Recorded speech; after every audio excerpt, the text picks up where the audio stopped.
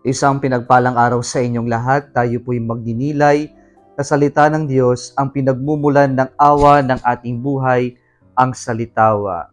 Today we are celebrating the memorial of the guardian angels, our guardian angels. Last Monday, we celebrated the feast of Saints Michael, Gabriel, and Raphael. They are the archangels. Now we are celebrating the memorial of our guardian angels.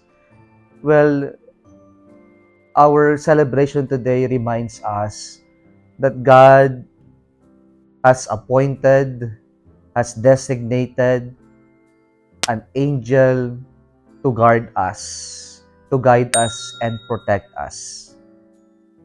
At ito'y napakalaking privilege para sa ating lahat na ma-realize natin na mayroon tayong mga anghel de la guardia o tagatanod na araw-araw, minuminuto, oras-oras, dariyan malapit na malapit sa atin, binabantayan tayo, pinoprotektahan tayo, at sinusubukan tayong iiwas sa kasamaan o ang magkasala. Mga kapatid, sa mundong ginagalawan natin ngayon, ang halaga ay tila nakabase sa kung gaano tayo kayaman, kagaling, yung ating pinag-aralan, yung ating kakayanan, o kaya naman yung ating kasikatan o kapangyarihan.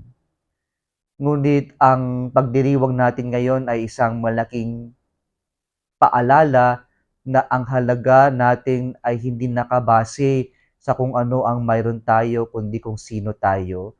Sapagkat pinapaalala sa atin ngayon ng mga anghel na tagatanod na tayong lahat ay mahalaga sa Diyos.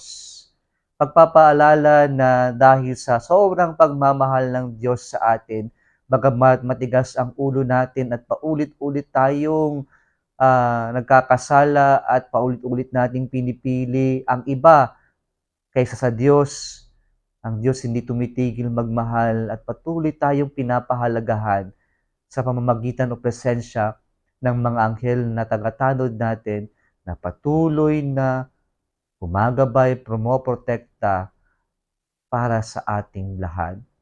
Nawa mga kapatid, muli natin maalala na tayong lahat ay mahalaga sa Diyos. Hindi tayo patapon, hindi tayo walang silbi.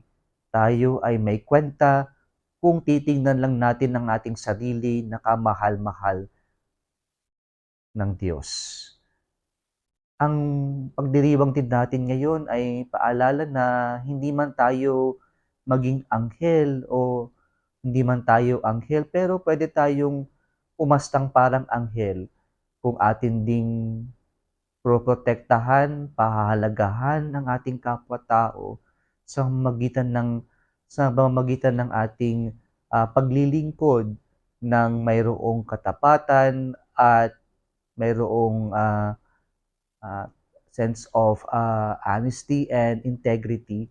Mahalaga po yun mga kapatid, at sa ating pagtulong, sa ating paggawa ng mabuti, masasabi ng iba na para tayong mga anghel na gumagawa ng kabutihan, naglilingkod, at higit sa lahat ay pumaprotekta ng ating kapwa-tao.